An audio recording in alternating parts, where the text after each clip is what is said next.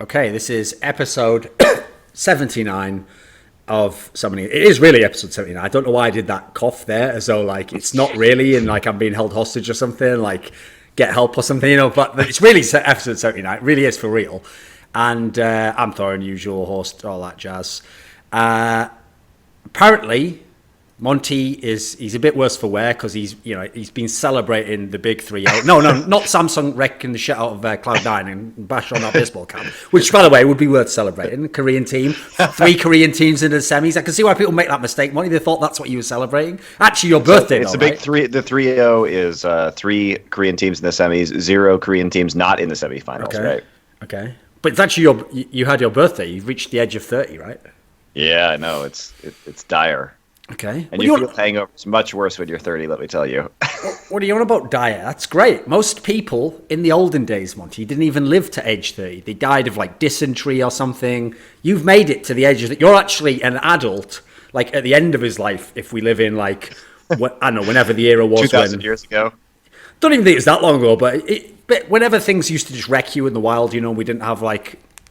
I think the average age of a Roman male citizen was 49, like when they died. Well, ironically, Monty, Roman soldiers used to get paid in salt, and that also would have fit your lifestyle more, right? So, a little bit of trivia for everyone out there. So, okay. 30 really is the sweet spot because you're old enough to actually be somewhat competent at your job and have money, but I'm still too young to have kids, so I have no responsibility, so I can't get super drunk and then be hungover for this show.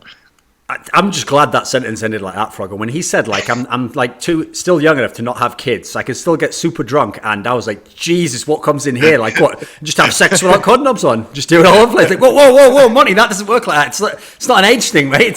That's health. So, kids out there, wrap it up.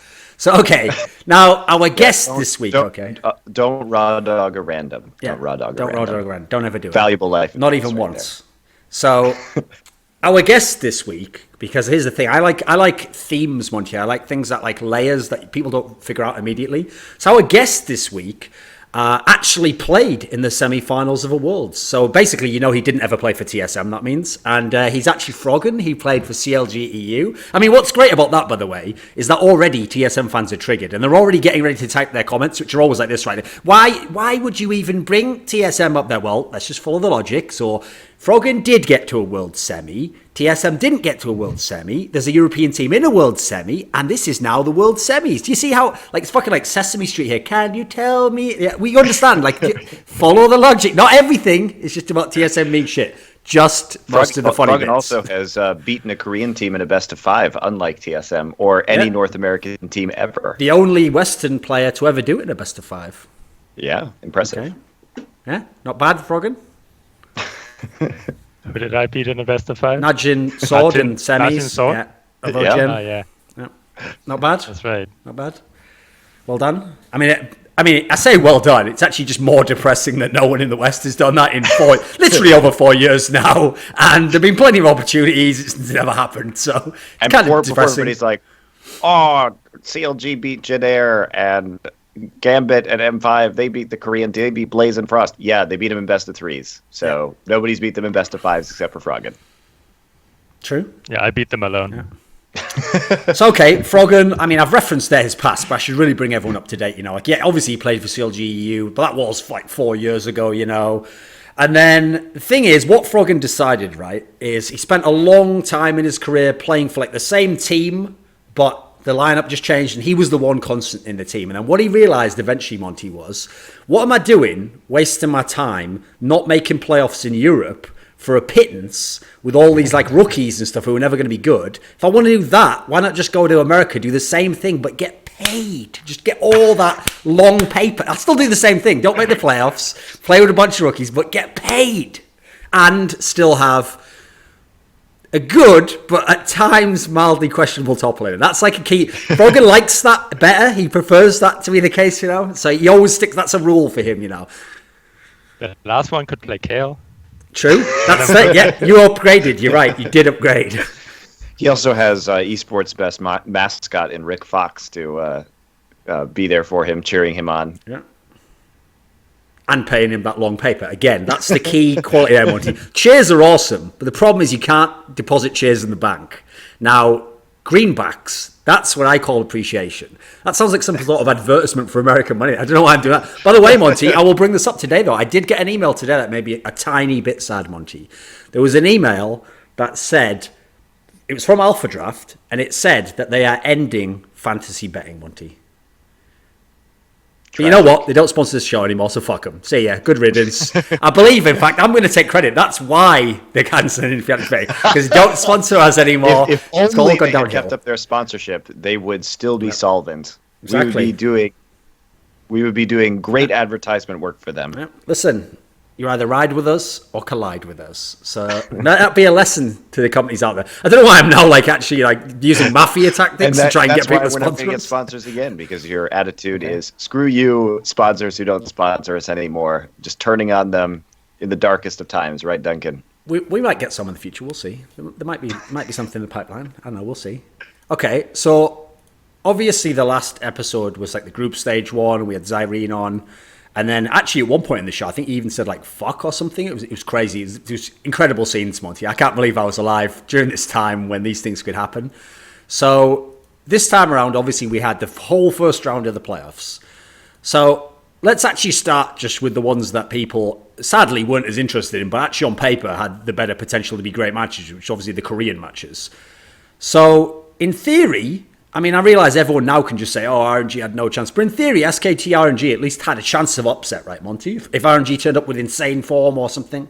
Yes. I mean, there was always that potential, but it was going to be extremely unlikely, obviously. But I think that they showed up okay overall. I mean, winning game one, I never thought SKT was going to win this series 3-0. I thought they would win 3-1, but Looper did a great job on Jason game one, outplayed Duke. Duke did not have a very good series overall. Some questionable plays from him. And it was interesting to see the Zyra priority and the sort of the lane swapping back and forth between Ezreal Karma and Jin Zyra going to both teams at different times. So it was a fun quarterfinal. This is probably the most fun quarterfinal. All the other ones sucked. So okay. Froggen, what do you actually think of RNG? I mean, obviously they came in people weren't hyping them for Worlds at all, but I mean they did well in their group. What do you think of them? I thought it was fun to watch the bot lane, just because it's Uzi and Mata, and the way they started out in the tournament got me actually really into watching their games with just Mata going crazy and Alistar. I mean, besides that, I don't think there's a lot that got me entertained with RNG. It's their jungler sometimes, he's really good on Lee Sin, I think. Besides that, I don't really think they did too well. It's just the bot lane snowballing, and if they fall behind or something, RNG just collapses. What do you think about the mid laner, Xiao Hu?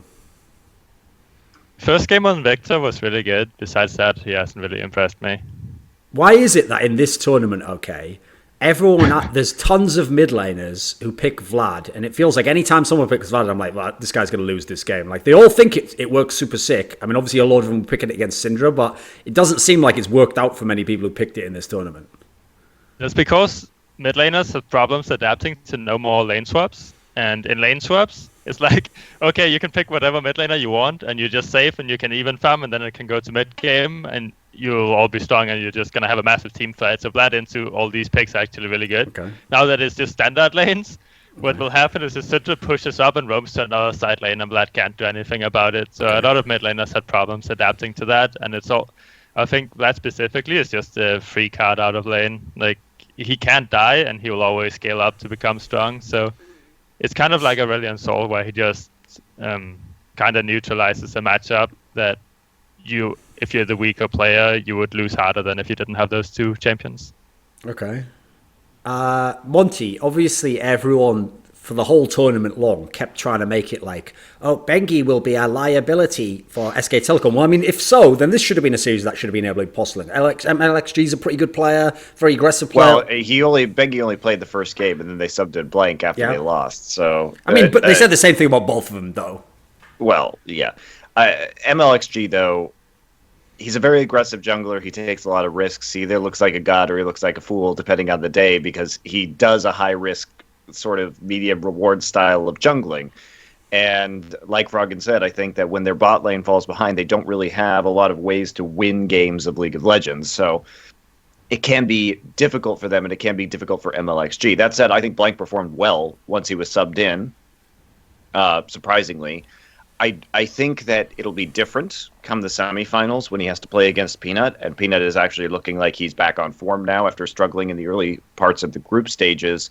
But Blank did a pretty good job overall. I mean, he died, twice in 3 games? Is there any reason why whoever played Lee Sin in this series lost the game? Bengi. No, I'm like, she lost every game he was on Lee Sin as well. Well, the thing is that you have to understand that a lot of the jungle bans have been a huge part of World so far, and we've seen usually anywhere between 3 and 4 jungle bans a game, depending on the matchup.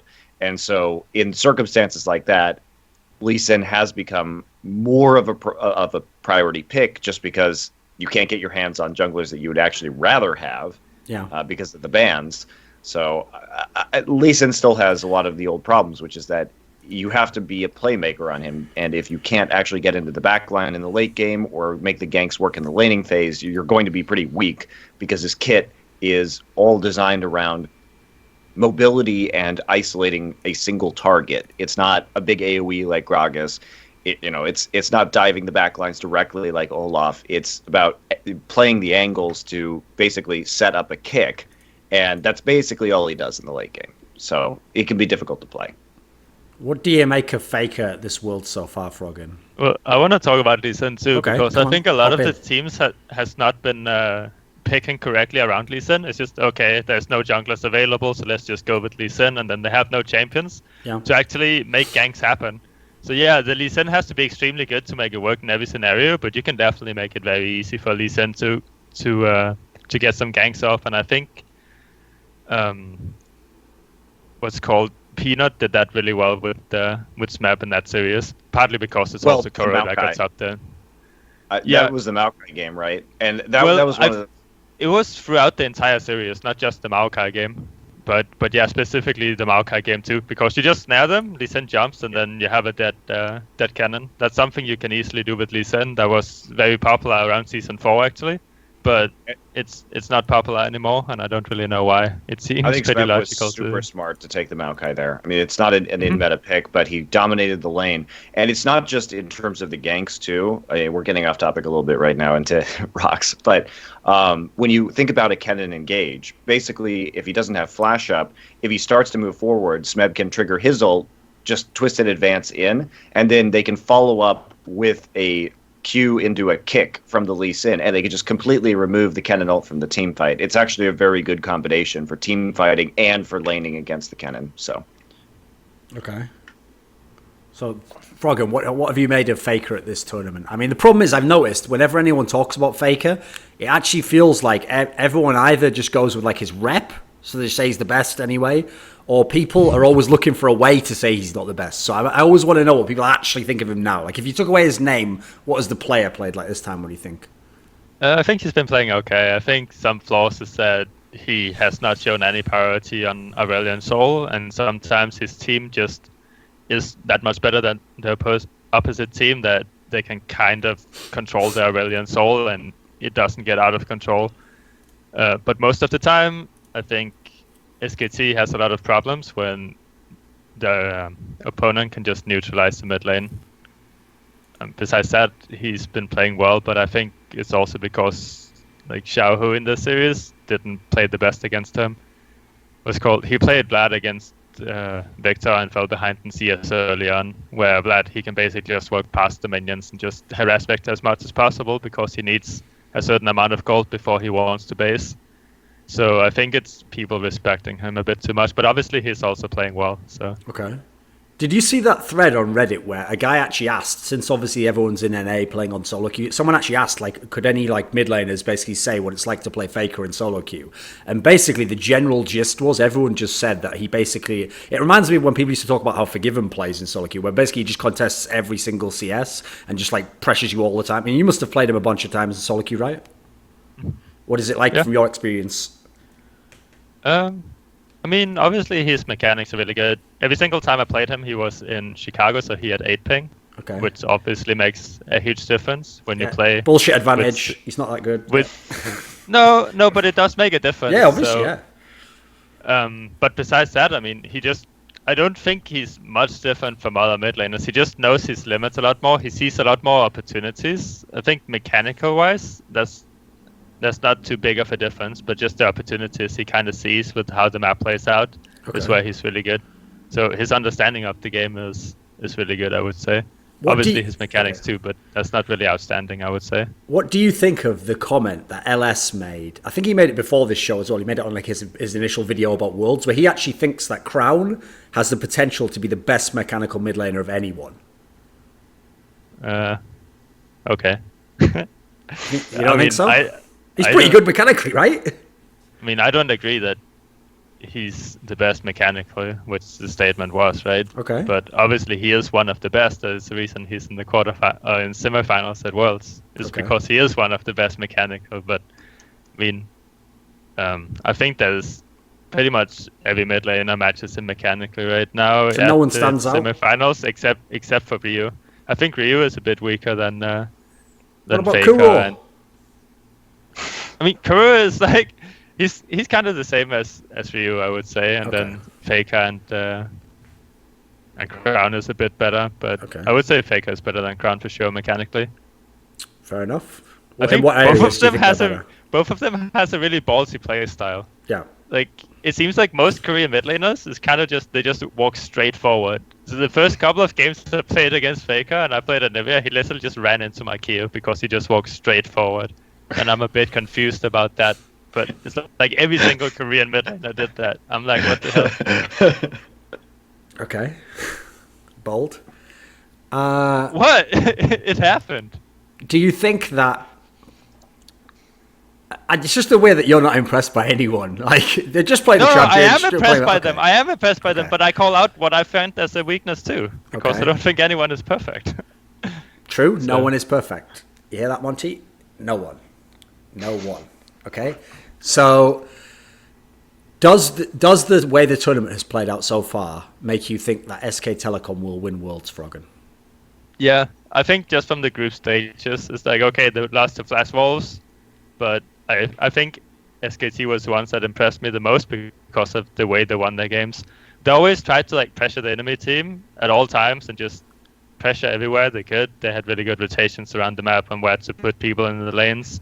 The only time they had a problem was against Aurelion Sol. So, besides that, they had really clean play, I would say. What do you think, Monty? I still think Rox is going to win. Okay. I think Rox didn't show the level of play that we're used to in the group stages, or at least in the early parts of the group stages. But I think by the second week and the last half of the group stage competition, Peanut really picked it up. I think they were dominant in their series against EDG. I think the only reason they lost a game is because they were trying to style on them with Fiora instead of actually picking power picks. Like, we've seen them play Aurelion Sol, and Kuro went 4-0-12 on that champion in the previous game, and they sort of just let EDG have absolutely everything and picked suboptimal picks in their draft, and then they came back and smashed them in the next game. Okay. I think that this meta is extremely good for Kuro. This is like the Kuro dream meta. So we now know that he can play Aurelion Sol, which he didn't really do a whole lot of in the season in Korea, but that was a pick that he really needed to flesh out his pool with. Showed very good performances on it in quarters, so that's probably going to have to be banned in the semifinals because I don't think Faker is going to be playing it. So I think they're going to try and ban it out. But if we look at Kuro and the rest of the champions that are available now, first off, he's a wonderful Varus player. Faker is not a Varus player. He only played his third Varus game ever in the quarterfinals, and Kuro is one of the top Varus players. He's got Varus, Aurelion Sol right now. Syndra has always been a Kuro champion. Ryze has always been a Kuro champion. So the mid lane pool is very well suited to Kuro's, I think, more passive play style at the moment, and he can get champions that are very good that don't require a lot of skill in the mid lane, like Aurelion Sol or Vlad, like Froggen was talking about. So I think they can neutralize the threat from Faker, and Peanut's been playing super well. Were you about to say Faker there? Yeah. Is that really encoded in your brain? Okay. Fair enough. Yeah, I think I caught you on that. It sounded like you were about to say it there, and then your brain was like, "Oh no, speak English." Yeah, Faker. That's right. His name's Faker. Okay, Froggen, what do you think about this mid lane pool? Then, do you buy Monty's logic that this can help out if Kuro plays against Faker? Yeah, most definitely. I mean, I do think even though you say Kuro is known for like playing Syndra and stuff, that's champions you would want to take out of the pool, because I think if they leave it up to kind of like Faker to outplay Kuro, then Faker will most definitely win. So they should just take like Ryze and Syndra out of the pool, unless they want to pick Ryze early, and then just play something like Aurelion Sol, Malzahar, like anything that neutralizes the mid lane a bit.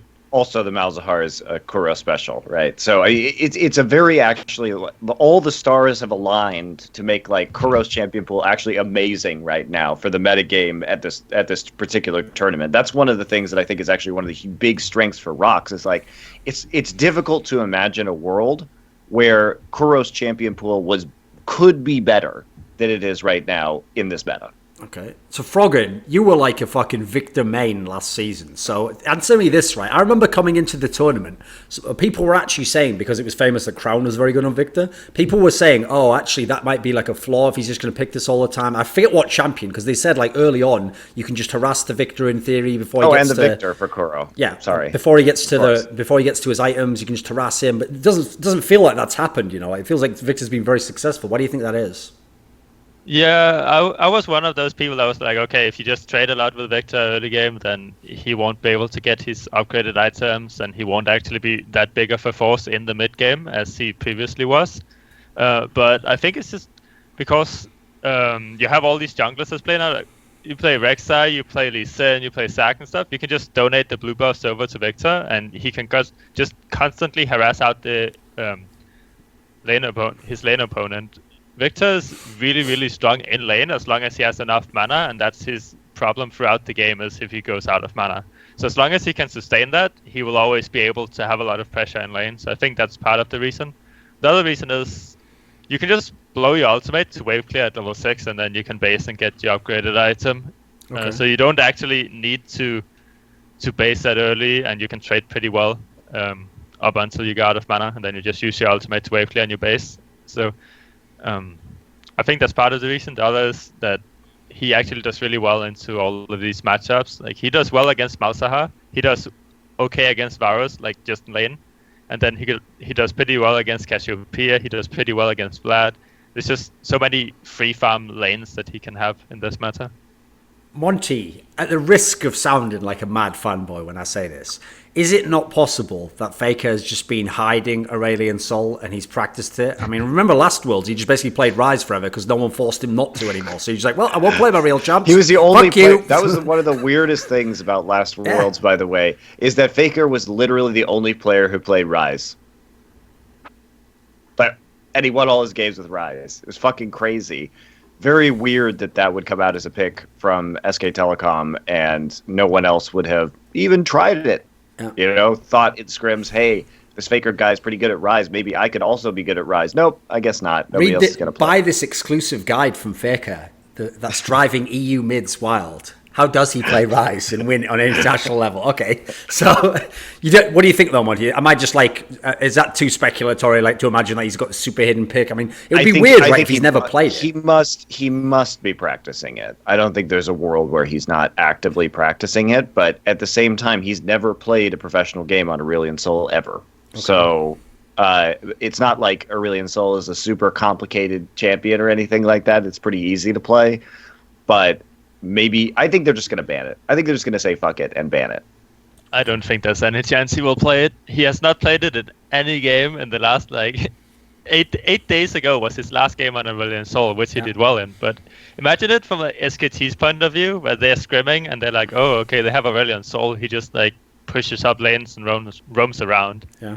It's like the exact same thing he does anyway. He doesn't need Aurelion Sol to do that. So why would SKT play it, you know? They can pick another champion that might be stronger, and Faker will still be able to get an advantage and roam around.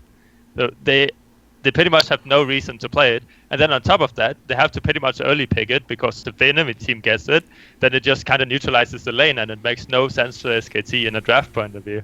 Do you think Aurelion Sol is broken? I think it's good champion for bad players. So yes. And we're there. What do you mean by that? Like, some good players can play it as well, right? Why is it a good champion for bad players? Because no matter who you are, you're gonna do the same thing on a Aurelion Sol. It's like you push up the lane and you roam. Like, okay, great. Any player can do it. Great commercial for Aurelion Sol there. Everyone in Solo queue start playing it. Sounded sick when he said it like that, Monty. Sounded awesome. There's so many Aurelion Sol one-trick ponies on every single server that has like 60-70% win rate, and the only thing they play is Aurelion Sol, and they were stuck in Diamond or below that. To be fair, mate, one of them even won NALCS. Yeah, very impressive. Wow.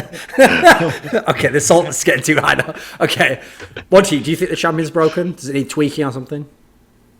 I think it's really stupid that you have constant harass with his dumbass stars, and like you can't even walk up on him, and it requires zero mechanics basically, because you're basically just sitting at a given distance away from another champion, harassing them with no effort or skill shots or mana usage or fucking anything whatsoever. And it's also dumb that you can just work down minion waves without using mana. It's a stupid concept. Like, you shouldn't be able to get that shit for free. What?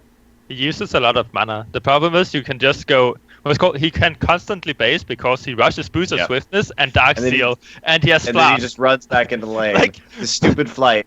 It does give you a lot of like. It gives you. It is like cheating in a meta where teleport on mid laner is highly prized, right? If you can get away with running teleport, it gives you such an advantage on certain champions. And he basically, what doesn't he do? He can get back into lane quickly, so he can base whenever he wants. He pushes super well, and at the same time, he can also split push super well, and you don't have to take TP, so you get basically a free TP because of how fast he can get back to the rest of his team. So you sit down there pushing the bot lane all the time after your AD carry moves mid, and there's no punishment. There's no way to like stop him from doing what he does. And then he channels a stun that can get absolutely enormous and like shove it into your team or shove you off objectives. He creates giant zones with this stupid galaxy. Like, it's just, I think he's very broken.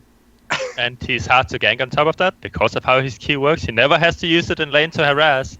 Like, he can, but he can just push the minion wave only with W and save the Q for if he gets ganked. His ultimate knocks people away, can't get ganked as well, and it's a really good setup because of the range on it. It's basically like a Lux ultimate that slows and knocks people back. Like, he's pretty broken, yeah. Okay, so here's the thing. Obviously, a champion can, like you're saying, be good for bad players, but maybe, like, what doesn't it do? Like, why don't just good players pick it then? What's not that great about it if you're a really good player?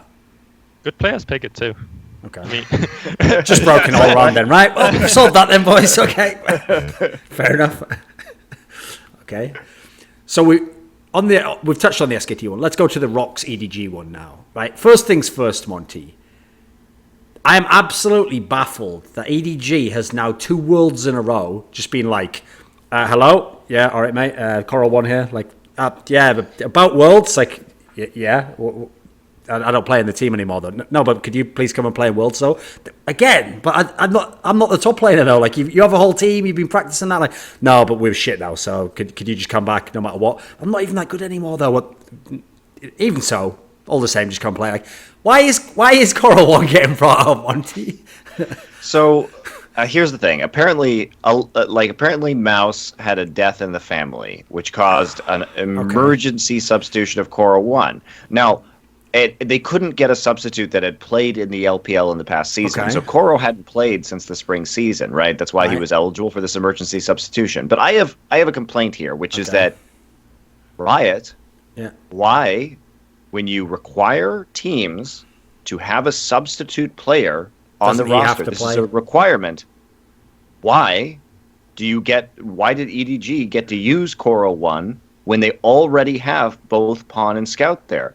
And yes, it sucks to have to play your mid laner in the top lane, but I don't understand what the fucking point of a substitute player is if you're just going to let them substitute whoever they want who hasn't played in the summer season as an emergency sub when you already have 6 men on the roster. Isn't that the point of a substitute player, I ask you? Wait a minute, though. That's the problem, isn't it, though? They're Koreans, though. I guess that would be the thing. Then you have 3 Koreans, violate right? the rule. Yeah. But So I guess that would violate the rule. But I don't at the same time. So we can go further. Why does Riot only allow one substitute player in the roster? Plus, that feels like a problem in itself. The idea that essentially the sub could only ever have subbed for the Korean players in the team. Yep. So you should have to have another backup substitute. And the reason is, I'll tell you the reason. The reason why Riot only wants one substitute player is that they don't want teams who are willing to purchase more players, such as Chinese or Korean teams who have deeper benches, to have advantages at Worlds in terms of subbing players out.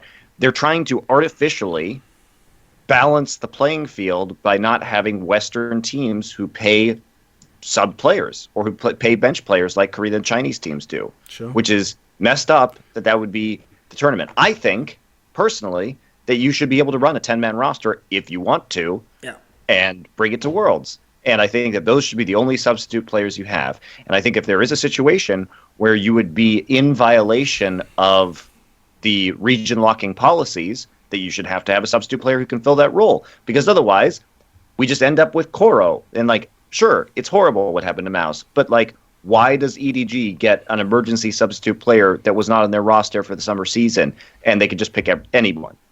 How is that okay? That's not okay. That's also one of those areas that tilts me, where Riot does that thing where they're like, we don't think that teams should get an advantage from having X, which is like, well, come on, mate. If we're going to use that logic and go to the nth degree, then it should be like, well, I don't think Bjergsen should be allowed to play on TSM because there aren't that many good mid laners in NA, so not everyone gets to have a super sick one. What kind of mad logic is that? How far are we going to go with this, Well, everyone, in fact, by that logic, right, Riot basically wants a system where it's totally fair, right? So what they should do is, there should be this is where you can get next level, Monty. It should be that everyone is only allowed whatever the worst team has. So whoever has the worst house, everyone else has to have a house just as bad as that. And what I want about this, Monty, is I then want to see which teams are willing to go to some endurance levels of shit where people are lowering the standards for everything to make everyone else have to come in line. And we'll just go to some mad Survivor type scenario where people are just living in tents. You only have one import per team or something. If someone else kicks all the Koreans out, you have to kick all your Koreans out. Let's go to this level, right? I want to play your game. Let's play. Would you like to play a game, Riot? Let's play a game, motherfucker. Let's go war games style. Go to the limit. Or we can call it all off now. Wasn't Cole already on the EDG, but he just wasn't at Worlds? In the past years, yeah. I mean, I assume he's probably still signed. So if he's still signed, he can still go to Worlds. So I remember from the past, it's Riot will pay for one of the subs to come to Worlds, but if you want to, you can fly out whoever is on your roster, and you can bring them to Worlds and they can play. It's not like the guy you bring to Worlds is actually the guy they need to use as a substitute no matter what. It might be EDG that decided, we have Kuro back in China that plays top lane, we're just going to fly him out and then he can play top lane. If he's actually on the roster and they fly him out, there's no reason for him not to be able to play. But you're only allowed to submit a 6-man roster to Worlds, Froggen. That's the thing. You have a 6-man roster. I see. Yeah, you can only substitute one player out, right? That's why teams cut, different players at different times. That's why Samsung doesn't have Helper at Worlds. They decided that they were going to bring Wraith and Cuvee as the substitute player and not have Helper or Wraith and Core as a substitute player and not swap out Helper and Cuvee. So there are bench players that could exist at the World Championship that don't because of Riot's regulations. But then we run into a problem like this, and it's just kind of bullshit that I guess, because of region locking, like Duncan said, guess we can't really do anything with that now, so just bring this guy in from China. And I was amazed that people thought EDG was actually going to win with the guy who hadn't played professionally at all in the last 6 months. And he was terrible. But Mouse probably wouldn't have done much better, and I think this is a pretty clear-cut best of 5 regardless. But I do disagree with the policies that Riot has in terms of substitute players, and it is a protectionary measure purely against the Eastern teams. So, and again, of all the positions that we have to be losing a player, it's the one that's corresponding probably the best player on the other fucking team and maybe in the world. Come on. That's that killed all the hype right there before the series even started. So, what did you actually think of the way the series played out, Monty? Does EDG get any credit for winning that game? No. But that's kind of okay. I think it was It reminded me, I tweeted this at the time, it reminded me of when we saw Samsung White play TSM in the quarterfinals in 2014. Yeah. When they were up 2-0. Yeah. And for all you fans out there who deny this, Mata literally said immediately after that best of 5 in an interview that they weren't paying attention in game number 3. And they drafted the most stupid 0 wave clear composition of all time with off-meta picks, and then level 1 blind invaded and died in TSM's jungle like morons. Okay? It wasn't like, you don't typically see that team make that kind of mistake, but they did it because they didn't care. Okay? And this is very similar. What does Rox pick? Fiora. We're not going to see another Fiora in this tournament. It's not a good top lane pick right now. They were trying to style on them, just like Samsung White did. They picked a 0 wave clear composition, so once they started to fall behind, they had no way to defend their turrets, and then they just got rolled. I don't think it was the most low wave clear composition of all time. I can challenge you on that one. There is Rise. All right, there is Rise. Rise is okay, not of all time. Okay. So Samsung White did pick Kassadin mid in that composition, and it was fucking terrible. So at least they had the Rise, but for the most part, like, what is this comp supposed to do? If you can't split push with Fiora, you lose the game, and they were taking all kinds of dumb fights with the Fiora. And afterwards, Smeb said too, like, I just wanted to play Fiora, basically. But I also don't think it's like too much of a problem that he wanted to play Fiora. I think if he wants to play Fiora, they need to put priority on other champions. Like, the enemy team cannot have Aurelion Sol if you want to play Fiora. It's just that simple. He's gonna roam to top lane and he's gonna kill you. Like, 100%. You need to fight, so you need to have a mid laner that can move first. So you just played Aurelion Sol into Rise 2 games in a row. You're able to move first every single situation in the entire game. Why would you pick Rise into Aurelion Sol and then expect to be able to move first? Also, why would you not take Aurelion Sol if you're the Rox Tigers in this situation, in this draft? Like, that's the proof you need right there. They crushed EDG 2 games in a row, and all of a sudden they're like, yeah, I guess this champion isn't important anymore. No, of course not. Like, but yeah, ridiculous. I do agree. They should have picked something else than Fiora if they don't want to pick Aurelion Sol and they want to pick Lee Sin Rise, because Lee Sin Rise is very good into Aurelion Sol. It's like 2-second snare into the Lee Sin Q and stuff. You're able to kind of hold him down if you're able to do that 2v2 pressure in mid. You know, people get really mad, Monty, if you bring up that concept, the old concept we all know, the gap. If you talk about the gap between Korean teams and what, here's the thing. I'm just going to say this, Monty. I think I found the best way to phrase it. Right? You know, when anyone from China or anyone from Europe or anyone from North America, no matter who they are, even if they're the best team from that region, you know, when they play their games at like World Championships and they try really, really hard and they do their best to try and win every game. As soon as those teams from those regions can literally just take one game out of 5 and go, I'm just going to fuck around in this one. I'm just going to pick something that's not even in the meta. Like, I don't even know if I could play this in this comp, but you know what? Let me just have a go, guys. Let me just have a go. Listen, we can get back to beating them next game. Let me have my fun. And then, even then, not just instantly lose the game. As soon as they can do that in any other region, Monty, then you can start telling me that gap is closing. Because at the moment, people are not only doing that, they're losing the game and they're still winning the series. And it's not even going 5 games. Like, what kind of mad, like, British thing of, like, I'll give you a head start, just do your sporting. like what sort of mad Bond villain moment is that? Like, no one's doing that. TSM's not giving people fucking head starts. No. Absolutely not. But we do see that, and we have seen that historically from the Korean teams too. They've also never lost doing it either. That's the sickest thing. What? Yeah, they've also never lost the series because of it. I mean, if EDG had managed to come back, which again was very unlikely, but we see Korean teams when they're up 2-0 in a best of 5 and they've been basically bodying their opponent. Occasionally, certain teams, I don't think SKT would do this because that's not who SKT is as a team, right? Well, I say that, but they also did pick for skins at All Stars. That was against a European team, though, Monty. Come on, let's not get egregious here. You know, this was a top Chinese team who might have done some damage. You know, okay, a little respect, please. Put some respect on my name.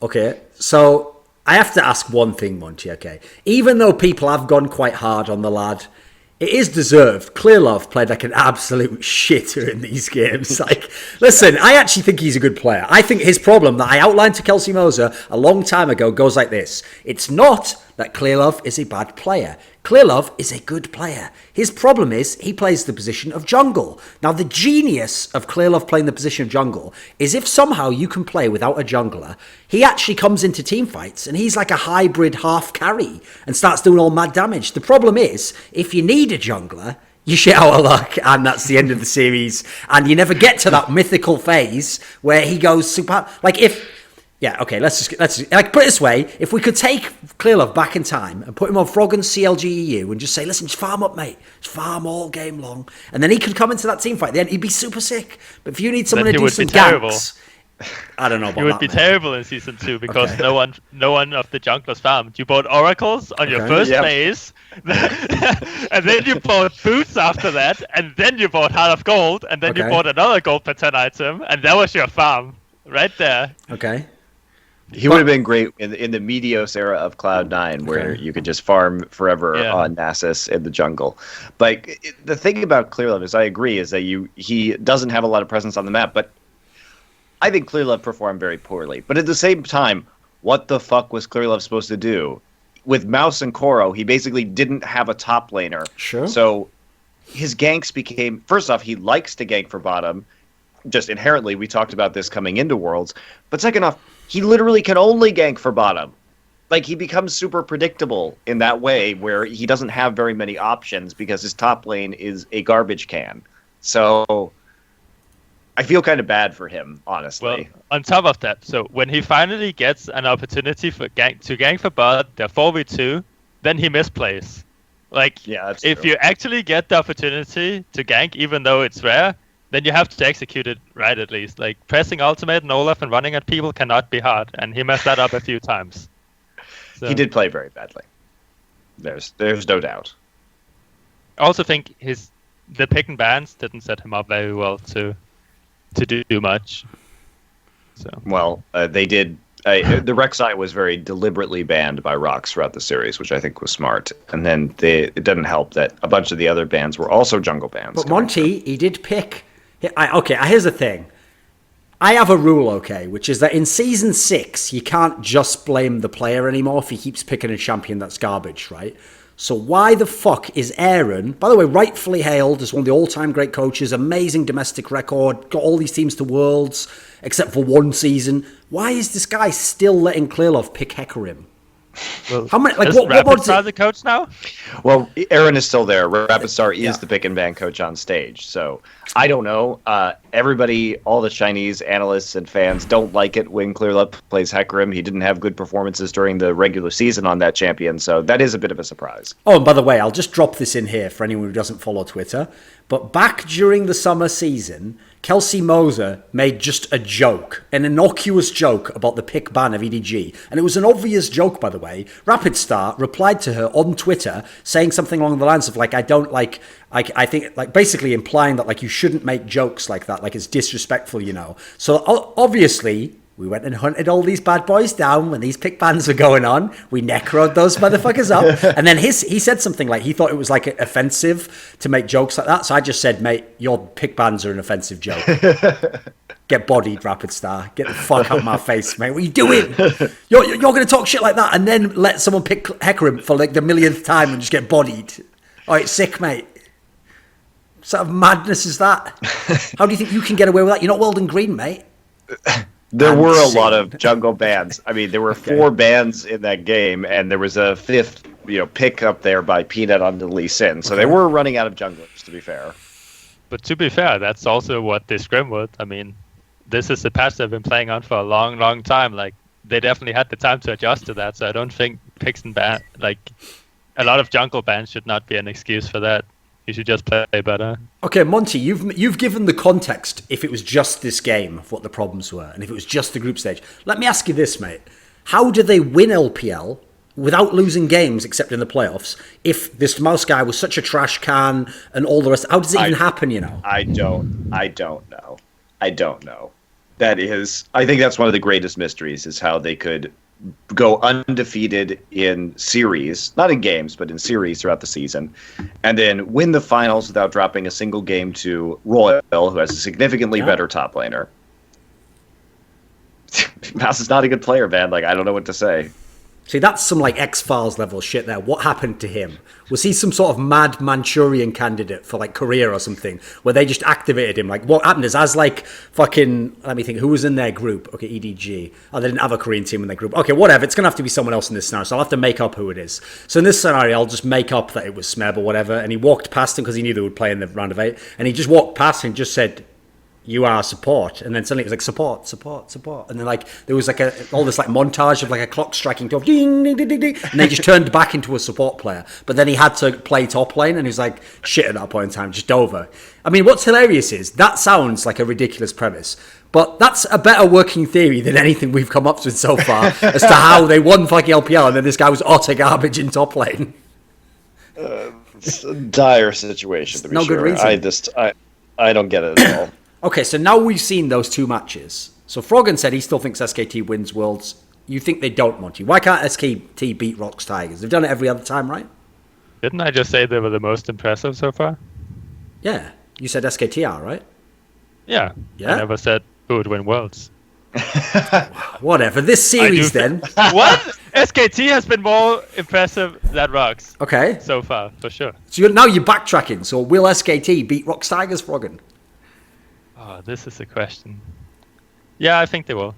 He goes right back to it anyway. What is that even about? What a mad Why? bit is Don't that? just put words in my mouth. That's what I'm trying to say. Okay. Fair enough. Come on. Fair enough. Okay.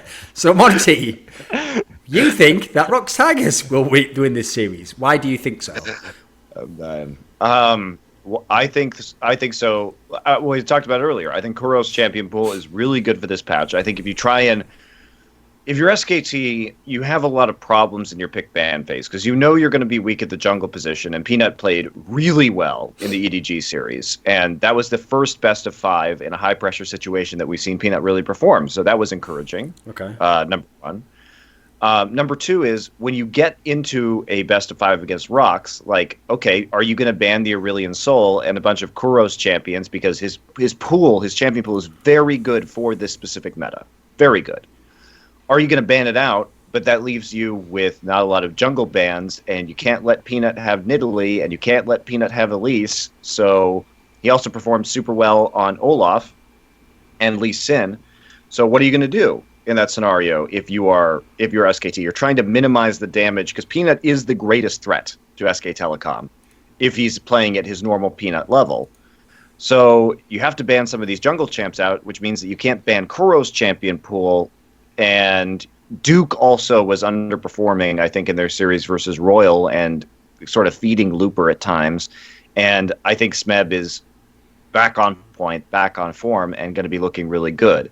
So I don't really know. I think it's just very difficult for SKT to neutralize Rocks right now because they have to pick between trying to deal with Peanut's champion pool and Kuro's champion pool in draft, which probably means that Kuro's going to get some very powerful champions that he can just sort of skate by on, and Peanut and Smeb will still take over the game. I've got 2 theories to run by you here, Monty. Okay, so the first one is, I mean, I realise this is like a very vague one because it covers more than this tournament, but it does seem like one thing that SKT has, which is it's a trend that I've noticed most champions who are like dominant champions in most games have, which is that you peak as the tournament goes on.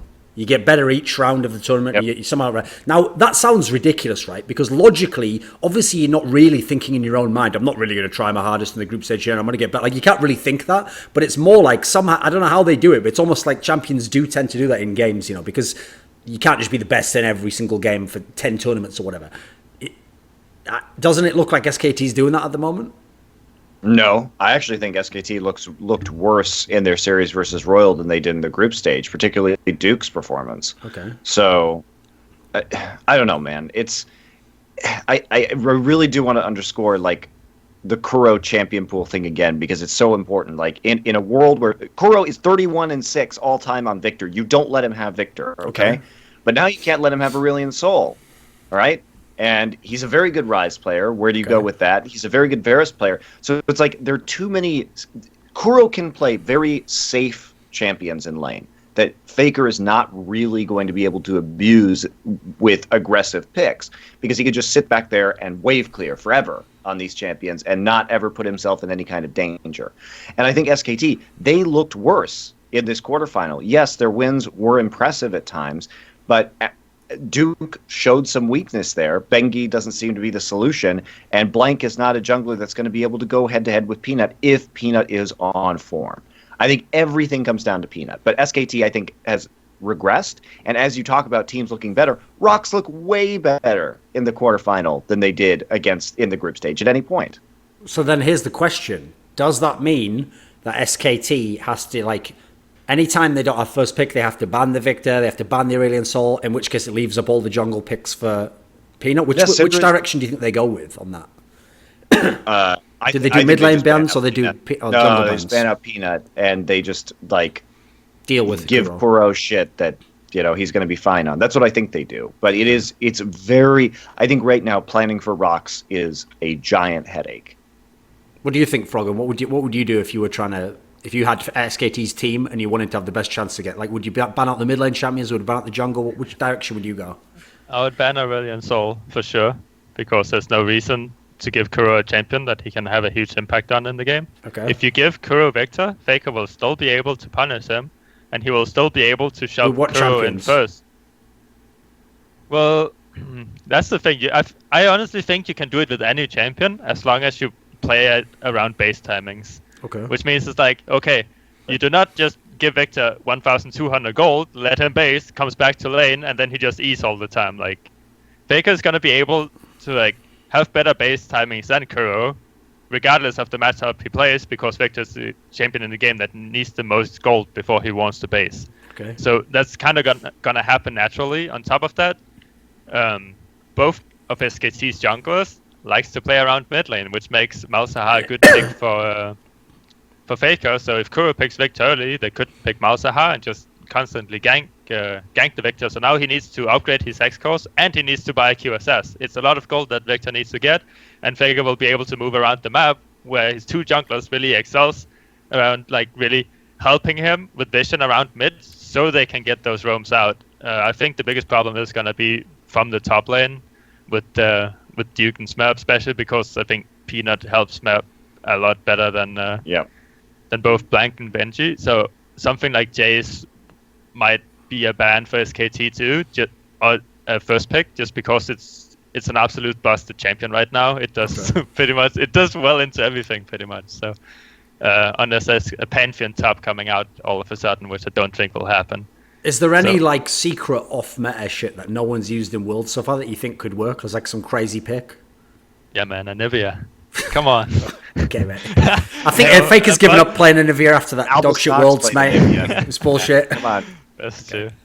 But no, I don't think we'll see any new picks, really. I think just the fade into Aurelion Sol would be very interesting, but I don't think we are going to see that anymore, because what would happen in the matchup is basically Twisted Fate can match the push of Aurelion Sol, because you constantly pull gold cards. So every single time you stun him, it cancels out his W, and they're about the same amount of cooldown, and it kind of forces Aurelion Sol to go cleanse, and you can go Ghost and Twisted Fate instead, and you can have movement speed quims. So you can actually follow him around the map, and your ultimate obviously helps too. But that's not something I think we'll see anymore, but that's probably like the most likely thing. That would be baller if someone did that, though. Mm-hmm. I think it's a really good matchup, but people tend to go Ryze instead. Okay. Like both Kuro and Faker has been going Malzahar against Aurelion Sol, which I don't think is a good answer. But besides that, I don't think we'll see anything new. Okay, Monty, here's the other theory. And the problem with this theory is, if you thought the other one was a bit vague and a bit tenuous, this one's going to ranch it up to 10, okay? So the problem with analysis, okay, Monty, is sometimes you spot a pattern and you can't properly explain it for whatever reason, but you can't deny it exists either. Like, just because you can't quite explain it doesn't mean it's not there. So, okay, the analogy I'm going to have to give you is from CSGO, where in CSGO we had these two Fnatic lineups, right? Which for some reason just like won everything, right? And basically one of them like won with like tactics and the best player, etc. And the other one didn't even have very good tactics, and they didn't even have very good map pool, but they had these really good players, but even then not like by far the best players or anything. And the crazy thing is, it eventually got so that there would be certain matches that the analysts could pick where on paper you had to go for the other team. The other team had the map advantage, like the style was there, the form was there even. But this is how it's crazy, right? Because in general, we never did it on like all the matches, right? We never just said Fnatic's going to win somehow by magic, blah, blah, blah. But somehow we did eventually get to narrow when this scenario would happen, where literally your prediction had to be, even though I've said all those reasons the other team's going to win, I have to predict that Fnatic will win because they're Fnatic. And then the whole point of it was, right, in these mad like pressure scenarios and elimination games and these sorts of things, what would happen is somehow Fnatic would find like an inexplicable way to win the game in a way that didn't even make sense. And the key detail was it wouldn't just be them doing some bullshit, but somehow the other team would always like help them in some mad way that you couldn't have predicted like on the basis of it, right? And I always felt like part of it was like, what? First of all, because one team had won a zillion times, they had this insane confidence that it was never over, basically. That's the key thing about the Fnatic team, right? They always thought, like, even if it's like really bad scenario, we can still do it somehow. And the key detail, here's this key detail, Monty, is the second part, is that the other team also thought that as well. It was always in the back of the other team's mind that they could still do some bullshit to us. And so I always thought it was almost, like the best way to describe it is probably like an aura, I guess, you know, that teams going against them. I mean, it actually reminds me of the thing Froggen once told me in an interview. I think I once asked Froggen something like, how does he dodge skill shots so well? And his answer sounds so retarded, but it has a logic to it. He actually said he doesn't know, and that people just play worse against him when they throw skill shots. And so presumably it's the same thing. They're thinking the same thing. Oh, it's Froggen, it's going to be really hard to land the skill shots. So it's like they overcompensate, or they do some weird shit, and as a result, they make it even more predictable, and then he just dodges it, and he's like, well, thanks, you did me a favor there. I mean, isn't this what happens with SKT, Monty? Every time you think you can predict against them, they fuck you in the ass. The one time you didn't, mate, the one time you didn't predict against them at KT Rolster, that's the one they actually lost. There is something to that, and there is something to be said for the clutch situations. There's also something to be said for the way that Blank, as shitty as he can be, does actually do well in most best of fives. And the reason why I'm making the prediction I'm making is because finally Peanut came into his own in a high-pressure match in a best of five. Remember, this was only the third best of five ever in his entire career that Peanut has played. I believe really watchers of the show now are entirely aware of that, Monty. Yeah, but I think that it's his performance that's going to make the big difference here. Okay. And I think, like, Prey and Gorilla are also both playing very well. And I think that they have the tools, as long as Peanut shows up, to defeat SKT this time around. Okay, here's a question for you then. So, are you assuming it's Blank that they will play in this match? Yes. Okay, so here's the issue. If you play Blank, then you've already said like they probably do jungle bans. If they jungle ban out Peanut, then what the fuck is Blank going to play? Well, that's... I mean, at the moment, everyone just bans Nidalee and Lise against Black, right? So what's he going to play? Olaf? What else? I think he had a good Olaf game against Royal. I think Peanut also had good Olaf games. I think it's very difficult to ban out Peanut at the moment, considering that he's shown up on a variety of champions so far. Do you actually think Zach's any good? Looks like shit all the times I saw it. No, Blank was good on Zach in their game. He went too deep sometimes and had to flash out. Yeah, well, I won't say good. I think he was acceptable. I will not use the word good for that. There were times where he would jump in ahead of his team, get way too far forward, like use his ult and then have to flash back out because the rest of his team couldn't engage. So it looked like he didn't really know when his team could follow up on his engages at times. I think Zach is fine, though. He's, one of the best gankers in the game. You can come from weird angles that nobody else can come from when you try and gank lanes, especially mid lane. There's a lot of different weird shit that you can come from the raptor pit into the lane and really annoy the enemy mid laner. I think he's fine, and he gets super tanky by the late game too, and very annoying to deal with. What do you think, Froggen? Zach, at the moment? I think it depends on what you play against, which is the case for most champions. But if you play against stuff like Poppy, Janna, anything that they picked it into Poppy. To be fair, which he does suck against Poppy like a giant it is dick. really terrible. Also, I don't think it's too bad against Casio because she doesn't have any way to stop you. Like, okay, she can ultimate you while you're flying, you're still going to hit, it's fine. It's more if you actually play against champions that can interrupt you. If you play against Syndra, it's much worse. She just eats you every single time, and you can't do shit. It's like against Casio, okay, people can actually follow up on what you do, even though it's a bit more difficult. At least it doesn't interrupt you. Anything that interrupts you is terrible to play Zac against, in my opinion. Besides that, I think it's okay to play Zac into what's called Victor, Israel, Karma, Olaf, like all those champions that they had in that game, except for Puppy. Because once you get interrupted, I don't think you do anything as Zac. It's like you can ultimate, you can kind of throw people around, but why not pick a different jungler in that case? You also kind of have to flash once Poppy stops you with the steadfast presence. Like, if you don't have flash at that point, you're kind of boned. I also think on top of that, I don't think Zac contributes a lot to what the team actually wants to do. It's like he doesn't really disengage that well. Like he disengages well for himself if people get on top of him with his ultimate, he can run away. But he doesn't like contribute to sieges or anything. It's only if you straight up just want to engage and have like a beefy guy in there that can survive for a long time. I think that's really the only thing he does. I actually don't like him very much with the composition that SK Telecom picked with Jhin and Varus. I do think that Zac is good in big team fighting compositions. I like him with Kennen. That's fine. But it was a weird comp that SKT had. There's basically everybody had CC, which made it okay, I guess, sort of. For the lanes, it's awesome. Like I think he was really good just for the laning part because everyone did have that CC. But when it comes to team fighting, I actually think Royal had a much better team comp than SKT. Yes, but I think they just played it much worse. What do you think about the fact that now Zyra is like some mad like priority pick? Whereas I think it was like one. It wasn't at the beginning of Worlds. It was like one random group stage game, maybe like at Samsung Royal or something. It was one group stage game, and ever since then, like everyone picks it now. Why is that suddenly now no one picks Nami, for example. Now everyone just goes straight to the Zyra. Why is that like some mad priority pick now? I mean, it's just a really strong laner. She always has been. Back in Season 3, when there was no lane swaps, bam, Zyra is played too.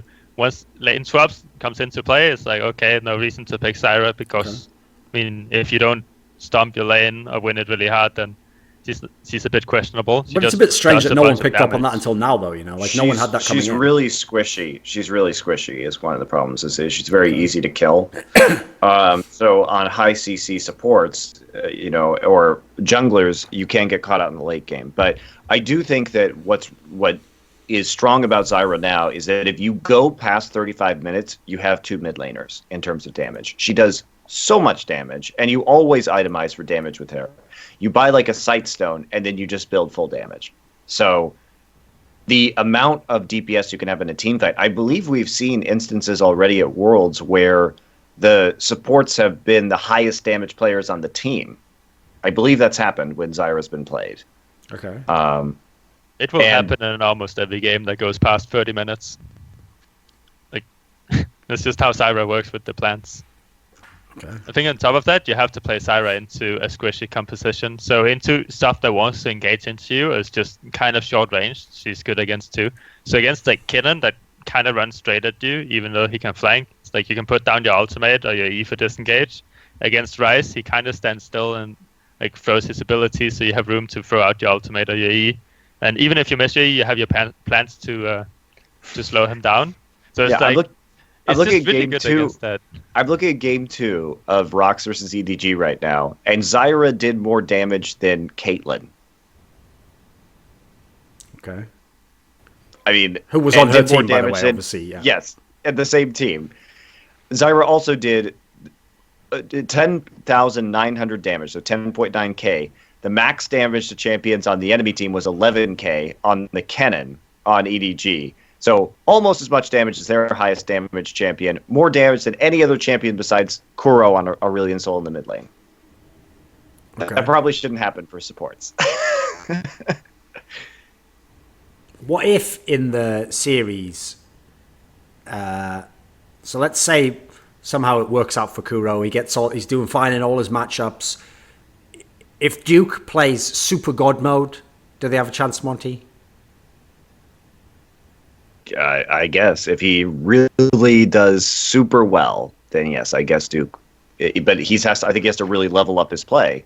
And I think what Froggen said is true, is that he doesn't get a lot of jungle help compared to what Smeb gets, right? So it's a lot harder for him to have a great game because he simply isn't getting the same level of support that Smeb gets from Peanut.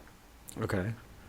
Is there no concern, aside from Peanut, is there no concern in any of the other Tigers players that there's like a little bit of a choke factor there for them?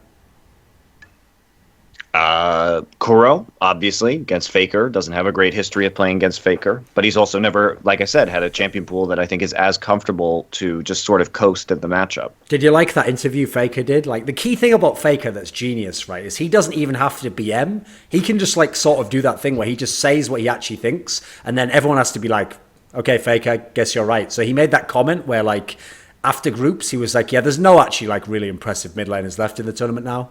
Bye, I'm Faker. See ya. It's like, and everyone's just like, well, yes, sir, Faker. Like, no one could even talk shit, right? Like, I mean, I realize Froggen's like, yep, agreed, Faker. You're right on that, including you. But okay, so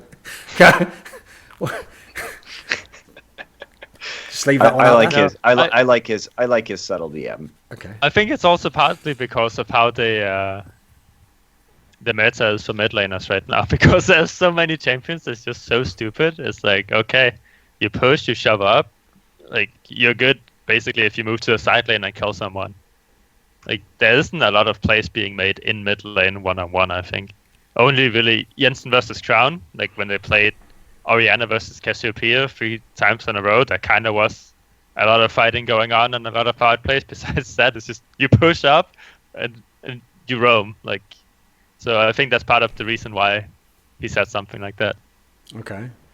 Do you think Cassiopeia gets played in this series, Froggen?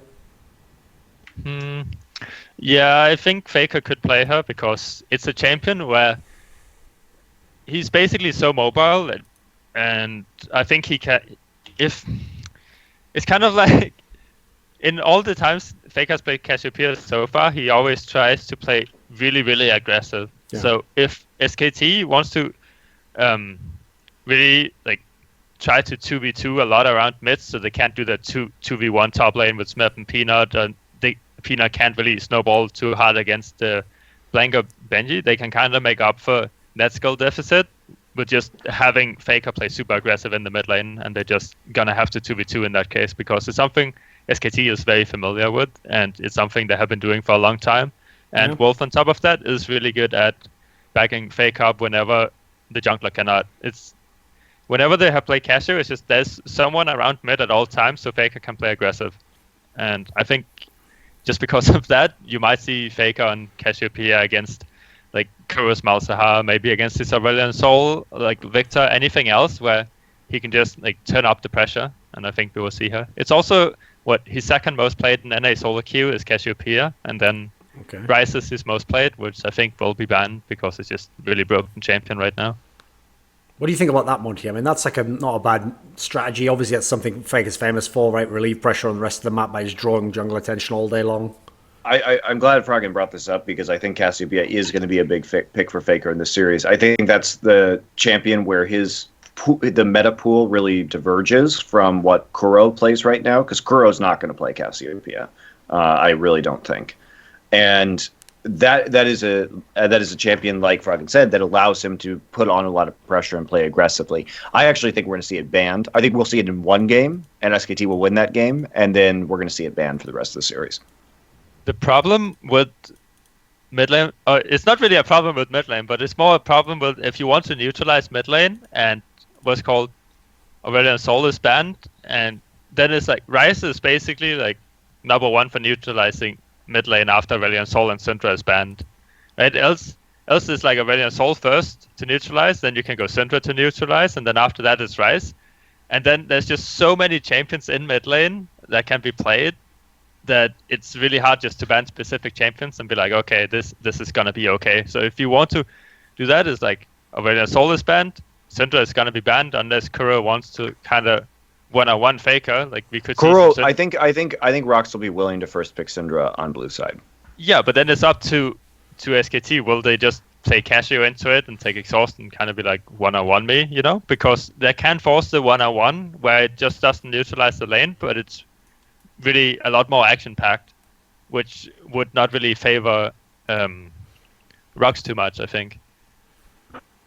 Who has And the on top- better? Okay, keep going. No, you can ask your question. Okay, who has the best macro of these two teams? Do you think? They're really different.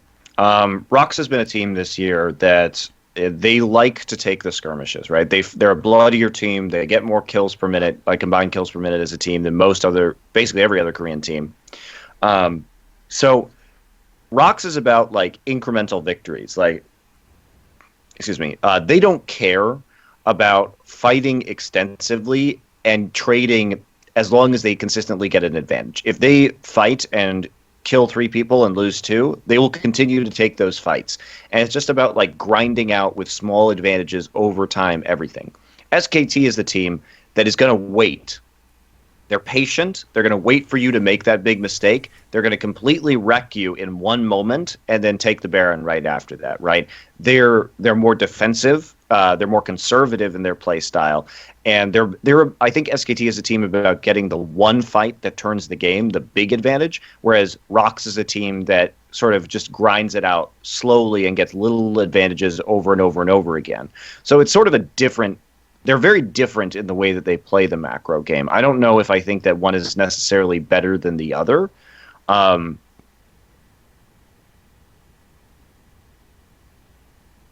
guess right now when we see like first tower be so highly prized and the ability to start early snowballs off of early skirmishes, I have to say probably in the current meta that Rocks is probably a little bit more efficient in terms of the way that they play the macro game. Okay. I think for SKT is they like to kind of just set up the right play and then pressure kind of everywhere at once, where Rocks will they will go to an objective and they will try to fight you. So I think it comes down to how fast SKT can put people in the correct lanes and then start to pressure, where sometimes they might lose like 1 or 2 players more, but they will have pressure in all lanes so they can trade something every single time. I think it's kind of gonna come down to that, because whenever I see them play in solo queue too, it's just habits they have where, Rocks, they just literally just go fight all the time, where SKT, you will just find them in side lanes pushing out waves and then they go fight. Like kind of different approaches to the game, which also shows in their games at Worlds. So I think it comes down to kind of how fast SKT will be at setting up their pressure compared to just going into fights with Rocks. Monty, did you see that interview with Korma where the title was like, here's the thing, Monty, forget anything that's ever been said in the history of League of Legends. If you're actually any other team and player in the history of professional League of Legends, I want you to listen to this quote here, and you should be instantly triggered, tilted, and unable to ever recover your mental faculties, because the comment alone, if you think about it, will make your brain explode. So there's an interview with Korma after SK Telecom won, and he says, regarding pressure, I think that's why I'm losing interest. We're always expected to win. That's why my comment to the tweet, Monty, was just, fuck off, Korma, lol. It's like, that is the most ridiculous first world problem I have ever heard. You know what? I'm actually losing interest in this game. Why is that, Korma? Just fucking win all the time. And you know what's even worse? People even expect me to win. It's like... But let me get the fucking smallest... Sorry, Link, I need this back, mate. The smallest violin in the world. Are you fucking shitting me? What's your next challenge? Were you going to go coaching an ALCS? What are you talking about? The fuck are you talking about? That's the best scenario.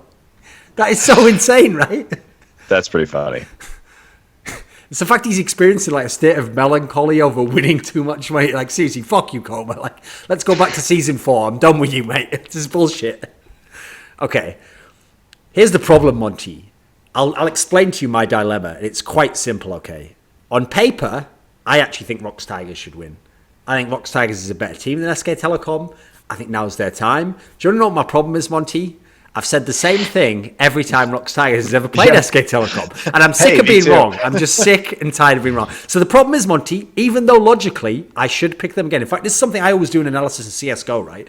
If I actually... Okay, so for example, it's very rare that a series ever is 2-0, you know, like there's obviously a good chance whoever picks a map can get their map, etc.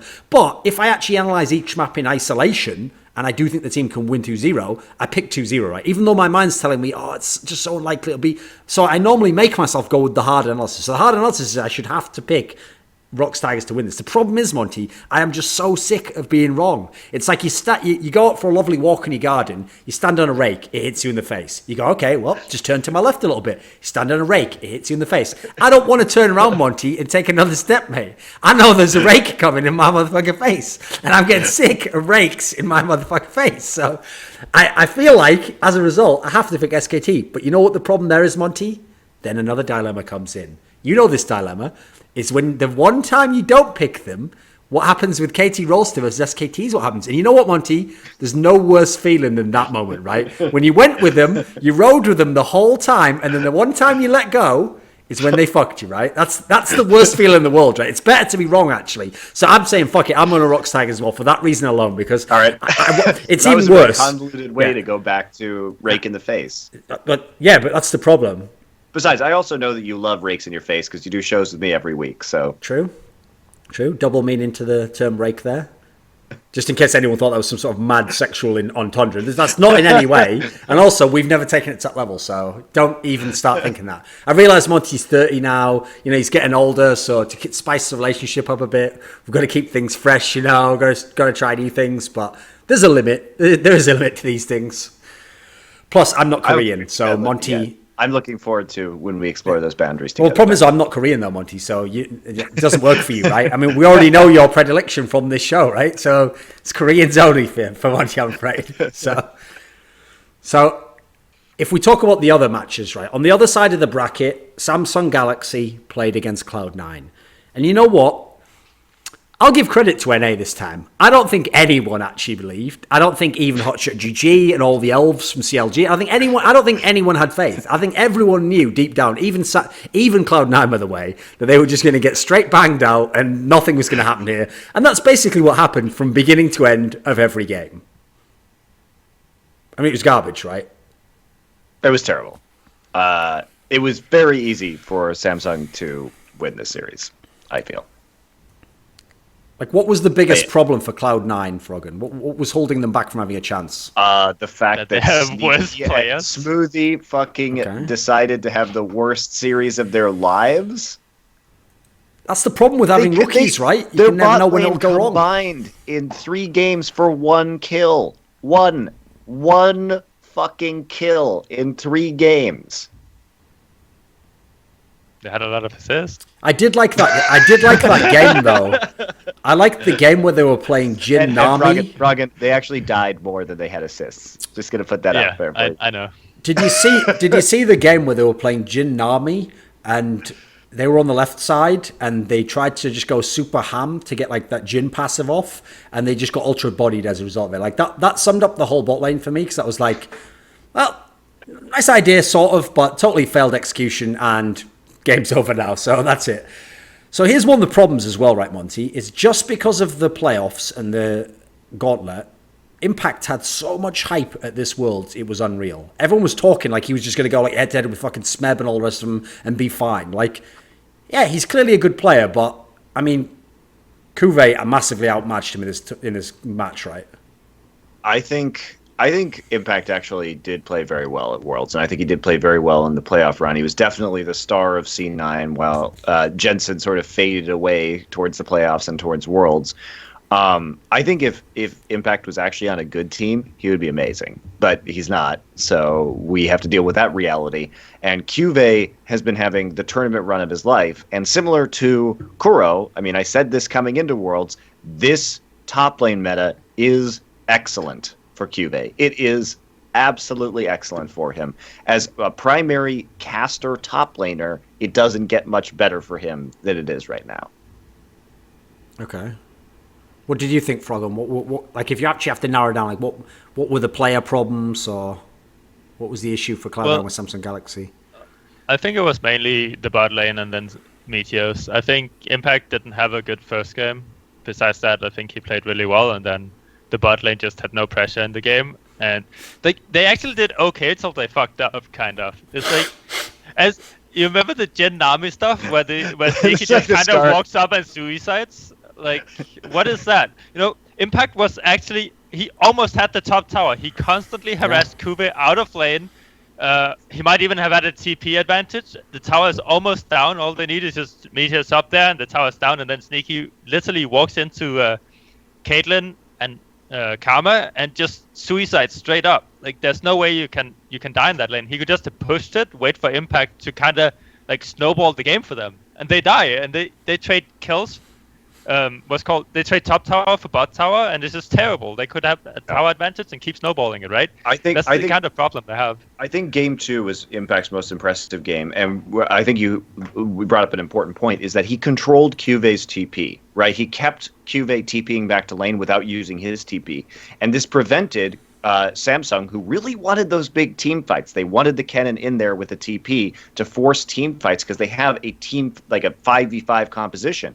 But Impact just kept Cuve in the lane the entire time and constantly had TP advantage, basically just on his own. He just made that happen by harassing Cuve out of lane and controlling the wave very well, where he would be able to push it all the way to the turret, recall, and then walk back into lane for free. And I think that was really impressive, actually, because had Impact not been able to do that, Cuve would have shit all over Cloud9 in that game much earlier than it ended up actually happening. That actually extended the game, I think, by a significant margin.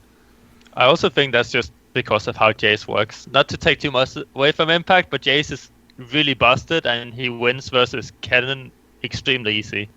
Like, he builds magic resistant where Kennen can't build anything that's actually good against Jace in lane. Like, you can get Seeker Soundguard and it won't do jack shit. Like, Jace has a much better item path. He wave clears faster. He can sustain better, and he pushes towers much faster. Because if you buy Arm Guard, the thing is that part of the problem is the itemization that you're referring to is the Maw Malmortius, because you get armor penetration, flat armor pen, while you build a magic. You build MR and a magic shield, right? So even if you try, the only thing you want to get, obviously, is the Arm Guard to build into the Zonias. But if you buy that, it actually doesn't do anything because he has a Dirk. So you're screwed. And Hourglass is really, really, really useless item on its own. It's kind of, you need other items before you get Hourglass, because it just doesn't do anything if you have it as a standalone. You spend so much gold for 70 AP and 50 armor. And then you just kind of stand there and won't do anything. Like, Kennen won't go into your backline and one-shot you if he only has Hourglass. So he needs to actually build damage. Yeah, and Protobell also. So one of the reasons why Kennen is as popular as he is right now is the existence of Protobell, which made Kennen less flash-dependent for engage, because now he has a secondary engage tool and an item. So without that, it makes his team fighting significantly worse, because he's too dependent on a long cooldown summoner spell. Doesn't that make it super predictable also when you play Kennen as to what he's going to have to build? Yes. Yep. And we saw that. Like, just as an example, if you don't build Hourglass and Protobelt on Kennen, you get the Splice situation where they should have beat TSM, but for some reason Splice decided that they didn't need to build Hourglass on Kennen, and he just got deleted in every single team fight. Okay. What do you think, Froggen, about the fact that all 3 games in this series was Cassio versus Orianna and Crown won them all? It feels like every single quarterfinals was there's these 2 mid laners and they just play the same shit all the time. You have Ryze against Soul, you have Cassio against Orianna. It's like, oh my god, it's so annoying to watch. Like, okay, it's fine enough for the first time and the second time, but then matchups. But it's like, okay. You love reverse matchups too, Froggen. Isn't the greatest feeling in a best of 5 when you play a matchup and then you win, and then you come back and play the reverse matchup and you also smash them? You love that shit. For a player, yes. As a viewer, no. I'm a viewer right now. And it's like, okay, it's actually not the worst matchup to watch, but there isn't a whole lot of things going on. It's like, okay, they actually trade quite a lot, and it's more about, like, Meteors and Ambition actually, like, kind of keeping the mid laner safe whenever they need to push out waves so they can get the recalls in early on. And it's just like, you have these small outplays where it's like, okay, Kran flashes the combo of Alistar, and then he just kills Alistar because Meteors and Jensen is like, oh shit, Smoothie, you fucked up. You deserve to die for this one. And then he gets a free kill. And then what's called Crown solo dies after that, which is okay, but it's like, I think it's just because they chose to fight a lot, not really because the matchup is that interesting. It's pretty boring, I would say, to just watch it all the time. Okay. So the other quarterfinal was obviously, in theory, the least interesting one. It was H2K beating ANX. And the problem with that whole series, right, not the actual matches, we're just talking about the context here, is that when everyone says, like, oh, well, H2K just got so fucking lucky, didn't they? Well, yes, on the surface, that's obviously an incredibly obvious statement. But I also feel like people have, like, overloaded just how lucky. Because, for example, there's, like, a million ways where ANX don't even get out that group. Not even the normal ways. Like, for example, okay, they still beat Rocks, which by the way is not exactly a given, and then they win one less game against CLG, right? Well, then there's a tiebreaker. What, did they just win that game as well against CLG? Like, there's a million ways in which they don't even come out of that group. So it's not like it's H2K's fault that ANX got out their fucking group, is it? Like, you can thank CLG and G2 for that. Like, it was pretty mad, right? You got to give some credit, right? But it's true, in the bracket stage they had nothing for anyone. I mean, what's mad is they were even like picking, like, losing lanes and shit. Like, I don't even really understand the logic behind what they were thinking. Well, I can, really, actually. Here's the logic, okay? You know the old meme of, like, they are Moscow 5 reborn? Yeah, that's the problem. That's great for one game. But if you just pick stuff that's not the strongest stuff that you could pick at that point because you can't play it, you're not going to win many best of fives in League of Legends. Like, that might be funny for one game, but you're not going to win a series that way. I mean, think about how much of a series is, like, controlling the power picks, etc. I don't think that ANX just won because they had these weird off-meta picks. It was only really, okay, they have brand support. They have, like, okay, Kira plays Anivia now and then. They played Jace mid. I think they won because they just played well in group stages. Right. Okay, they don't just win against Rocks because, oh shit, they have this one weird champion and now Rocks is just going to get absolutely destroyed and they got cheesed. No, they actually played it pretty well. That's why they got out of groups. But they probably got pretty nervous in brackets, right? Yeah, but here's the thing, is that also, to Albus Nox Luna's credit, they actually did have better late-game shot calling than H2K did for the group stage. I actually thought that Albus would win one game, because I think H2K's late game, the way they close games is very sloppy. Their coordination and their macro play, when it comes to the mid and late game, getting objectives, taking Baron, is not good. But Albus Nox showed that, yes, they struggled against Rocks in terms of closing out a game with a giant lead, but for the most part, they had pretty clean closures. So I thought that they would at least take a game here. I didn't have any illusions that they were going to take the series, but H2K looked very dominant. You know, congrats to them. They let the Syndra go through. They should not let the Syndra go through against Samsung. They will not have the same luck. Ryu is playing very well right now. Otoamne played great on his 3 games of Jace. So everything is looking up for H2K. They've got good, strong laners, and they're transitioning that into victories. And Albus Nox is just, pound for pound, not as good as H2K. Now, H2K is not going to be able to brute force their way through Samsung, and they will lose that series. 3-1 is my prediction, Samsung over H2K. Right, here's the problem I have with this series, Monty. When we're talking now about H2K versus Samsung in the semis, okay, if we just went, like, lane by lane, and we went, like how good the players can play and all that, I think you could find pretty good reasons why H2K has a chance, right? If this player does well, and if this player just does what he can normally do, there's lots of, but the biggest problem is what you've already referenced, right? Is that once you let Samsung get to, like, 35 minutes in a game, it's incredibly so hard to win in the late game. And then add in that H2K has a really good history of getting to that point in game, and then just, like, seeming like hesitant, not knowing what to do, just fucking the game up. They run around. They run around the map like a chicken with its head cut off. They don't know what to do with their advantages past a certain point. And Samsung is so good at team fighting, and they're so good at playing around Baron, that I think it's very unlikely that H2K is going to be able to take this series. They're also just not going to be able to overpower people. Core and Ruler looked very good against Cloud9, especially for a rookie. I think Ruler is. I think we just give him Rookie of the Year right now. I mean, they were playing a bot lane that was pretty crap in that series, though.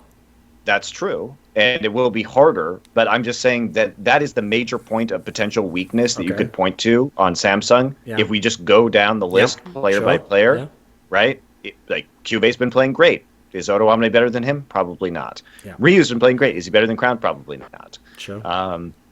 But Vander and Forgiven may have been that point of strength, but Ruler and Core really showed up in their quarterfinal. So are Ruler and Forgiven probably better? Yeah, they're probably better, but are they enough better? And I think the answer to that is no.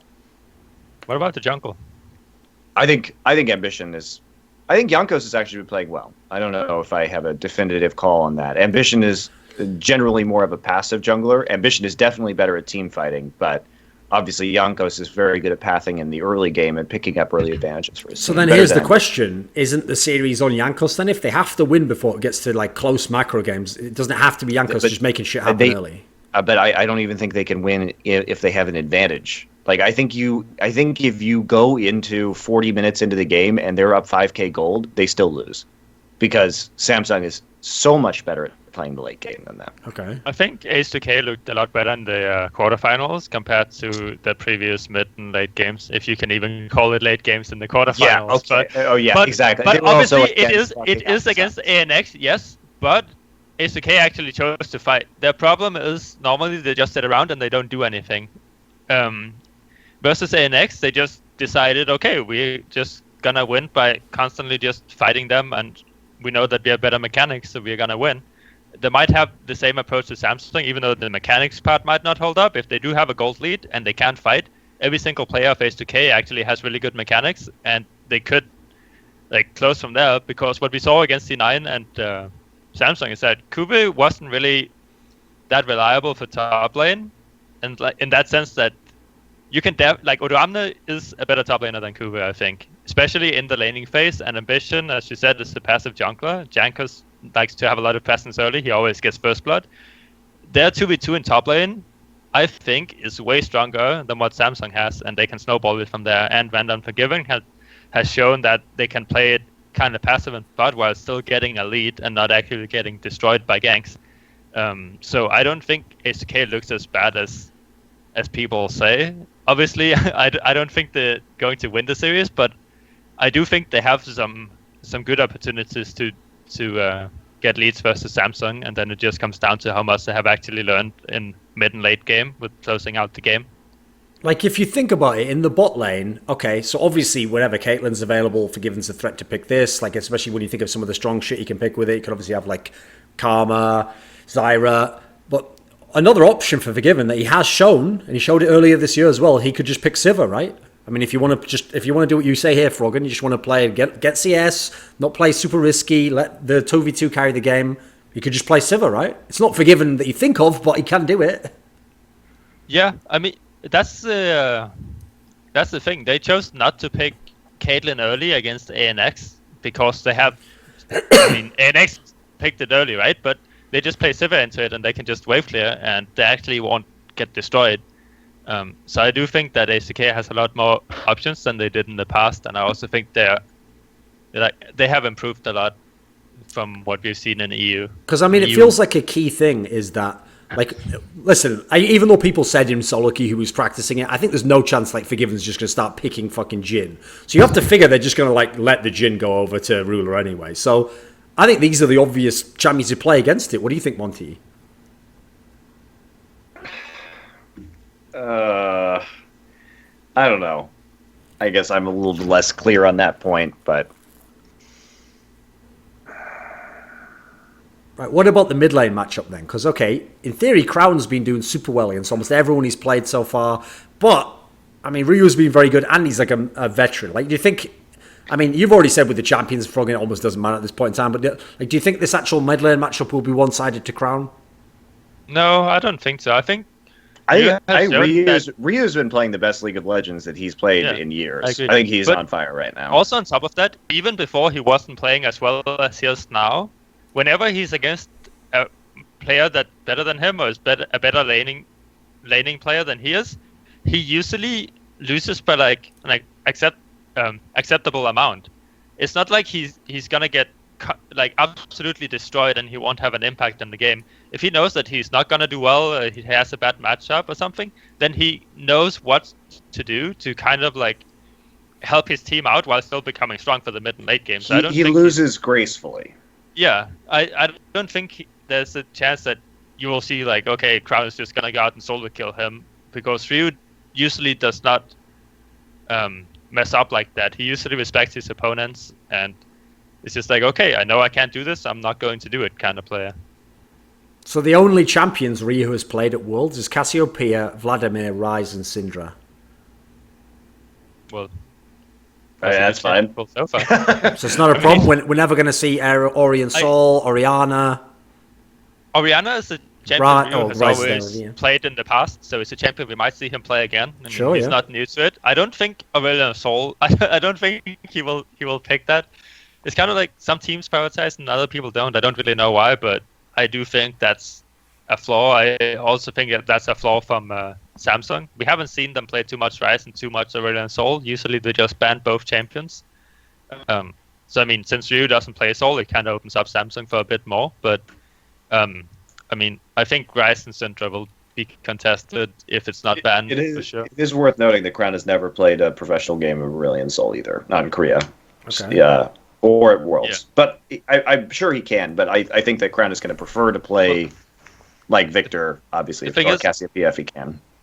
If he could play Aurelion Sol, why wouldn't he play it so far, you know? It's not like he had any reason to be like, okay, let's just ban Aurelion Sol Maybe- and Rise every game and then not play it. Maybe no, you can always hide it for the next round if you're confident that you're going to be able to beat your opponent without resorting to those tools, right? And Samsung didn't ban the Aurelion Sol in this series. Nobody picked it. Neither Cloud9 nor Samsung picked it. So it's not an indication that he doesn't play it. And I think also you have to take into account that they've had an extra week now to prepare, so there are options to pick it in the future. So, okay, one thing that is interesting, though, Monty, is because obviously H2K, I mean, this was the thing even when they made this lineup that made them look good, is like they have a pretty solid balance of players and pretty good players at all the positions, especially now that like Vander's got his level a lot better than it was when they first started out. So the one good thing you can say for H2K is, no matter what the bans are from Samsung, in theory, some players on H2K are going to get their picks, right? They're going to, their champions they want. So what would be a reasonable scenario where H2K are getting picks that they like? What do you think they can get? Caitlyn. I think Caitlyn's going to be banned, frankly. I think Samsung's just going to ban Caitlyn. I mean, why deal with it if you don't have to, would be my attitude towards it. And Forgiven playing Lucian isn't going to be that, I think, impactful or Sivir in the series. And unless Forgiven can play Jhin, which he hasn't shown a predilection for selecting. So I do have my questions about that, because Ruler can and will play Jhin. And Jhin is powerful right now in the laning phase. And Forgiven doesn't think it's a good champion. I don't think he's playing that whatsoever. I think there's no chance. I don't think I think there's no chance. But I think that if Forgiven does play a champion in solo queue, it's because he's practicing. He wouldn't waste time playing a champion in solo queue. He wouldn't play in Worlds. has he been playing Jhin? Yeah, he's been started playing practicing Jhin a few days ago. But this could be a mind game, though, attitude right? For a long time. Yeah, but it's been his attitude for a long time. He doesn't want to practice champions. He doesn't play in LCS, so he doesn't play in Worlds. It's like he doesn't have Kalista games because he doesn't want to play that champion. So if he does play Jhin, there's a good chance we might see a Jhin. Or maybe it's just to learn something about Jhin, but there's a chance. I think. I don't think Samsung is hiding Aurelion Sol. It will not be played in this series. That he doesn't play it. He has 0% win rate in 4 games. It won't be played. Because the thing is, on this series, I think it could be interesting though, because we might live in a world where SK Telecom and Samsung both make the finals, and Aurelion Sol is neither picked nor banned despite its power right now in the current meta. That would be a strange world to live in, but possible. Well, there's only one team that plays Aurelion Sol that's left. I mean, HTK doesn't play it, Samsung doesn't play it, SKT doesn't play it. So This is why I think that Rox is in a very good place right now in the current meta. That's true. Okay. So here's the problem, Monty. I can find almost any way to rationalize from the players on H2K, like it could happen, like it'd work. But the problem is I can't get over that fact that like every game I've watched this year where H2K goes against another decent team that they can't just smash early and it gets to like 30 minutes, I'm like, It's like the opposite of the flame counter. I'm like, well, this is the meltdown counter. Oh God, get out there, get the hazmat suit, get out. There's no chance. There's no chance that I think H2K has a 10% or less chance of winning this series versus Samsung. Froggen, do you have some hope for me? Is there a reason to believe? Could it happen?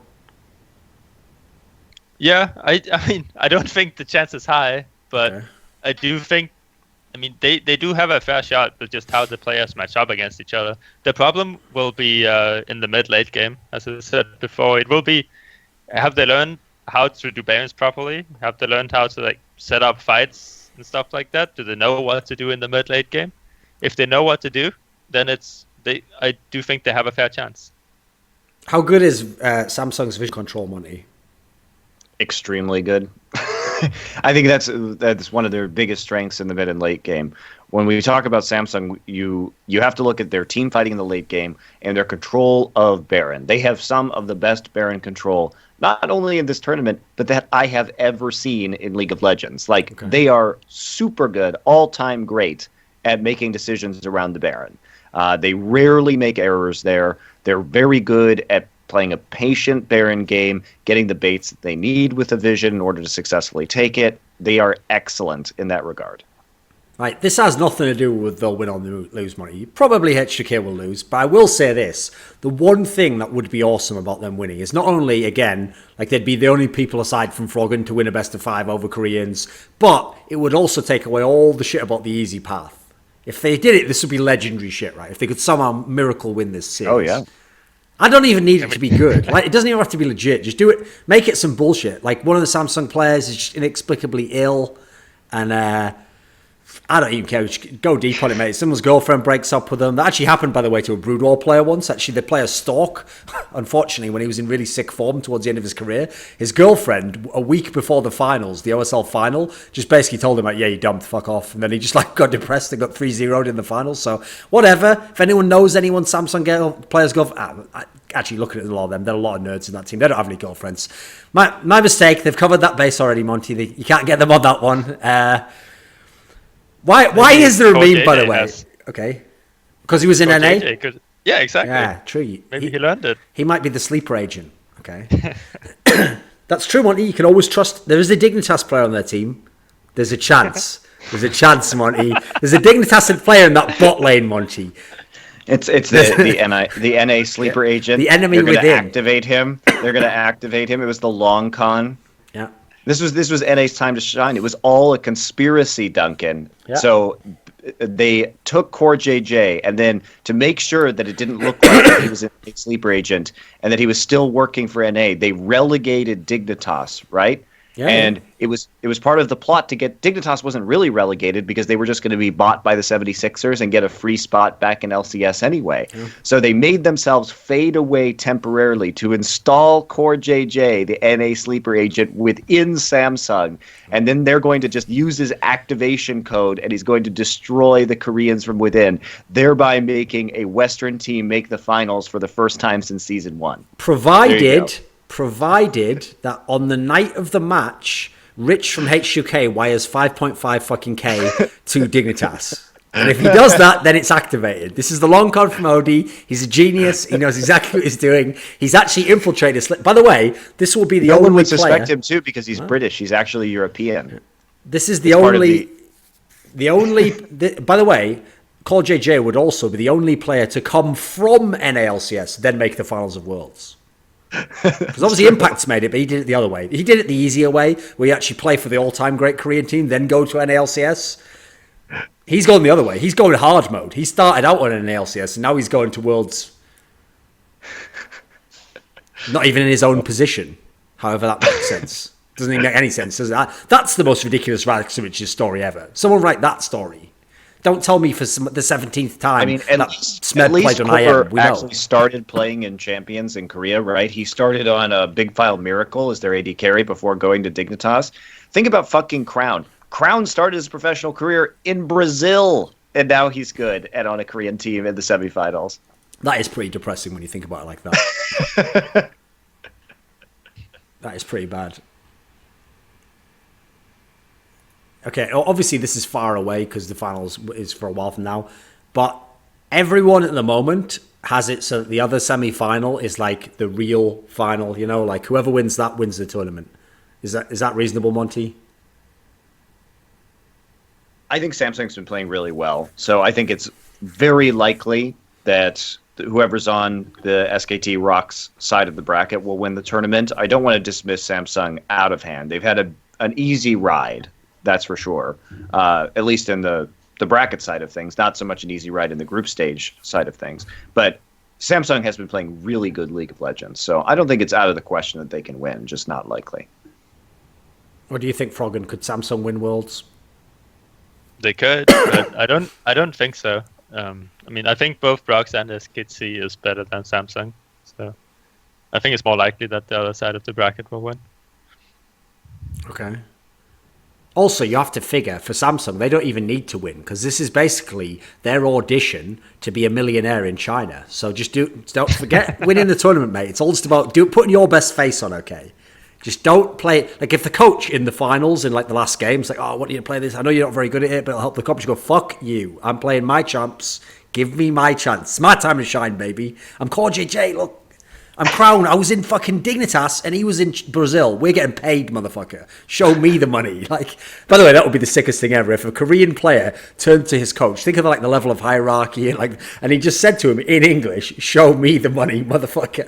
In pick ban. That would be the fucking, I'd love that. And it was then caught on the, like, what do they call the sounds of the game or whatever, that like lame version that NALCS made that isn't as good as that behind OGN or whatever the fuck that was called. What was that one called where it was inside the booth or something, right? Off the record. Off the record. That's good. That was a sick series, by the way. That was so good. It was really interesting. How do you like, by the way, Froggen? I have a secret reason though that I want Rocks to win. Okay, come on. You know why, Duncan? What is it? Because I think I'm the only analyst of all the guys that are at Worlds. Of course, I'm not at Worlds. Has everyone else gone all in on SKT? Everybody else has selected SKT in their pick'ems. Okay. So I selected Rocks to win the entire tournament. Okay. So I'm really hoping that Rocks could win this semifinal, because I think it would be fucking hilarious if I had the most points in the pick'em out of above all of the other analysts that are actually at the World Championship. And it would be the 4th year in a row that I've successfully predicted the team to win Worlds before the tournament even started. So I'm really, really pulling for Rocks here.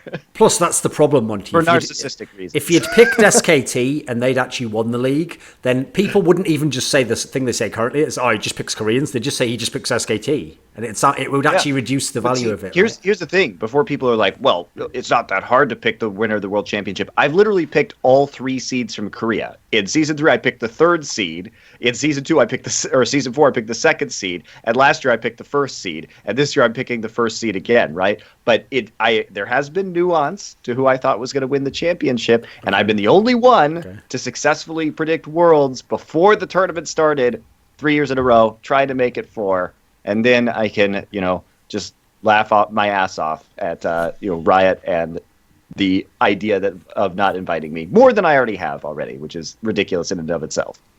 Thanks for bringing that up. Okay, well, fair enough. Yeah, agreed. But okay, another episode. We almost went an episode there, Monty, without referencing it. Monty's ego minute there. we almost made it an episode without referencing Froggen that Monty should be at Worlds but isn't, and how that's bullshit. I didn't even bring it up, but it's been brought up. So, is there anything else to discuss on this episode? Let's see. We could probably get one more topic out there. Let me think what we can get at. Has Ryan given his predictions? What are your predictions? You said SKT. SKT what? Over Rocks. Over Rocks. SKT 3-1, 3-0, 3-2? No, if SKT wins, I think it's going to go to 5 games. Okay. 3-2 to SKT. All right. I think 3-2 to Rocks. I think it'll be a really close series, but I think that Rocks is in a better place right now with their champion pools and with the meta, and they'll be able to figure out SKT and shut down the SKT junglers. It's Peanuts time, man. He can't be denied. Are you going to shut them down if they never get going? I'll be sad. Okay. And then I'll be wrong. I will hang my head in shame. And so you think Samsung's going to win? Against SGK, yeah. Okay. I say 3-1 to Samsung. Does HUK get a game? Yeah. I think they'll get at least one. I don't think they'll make it as close. I think 3-1 as well.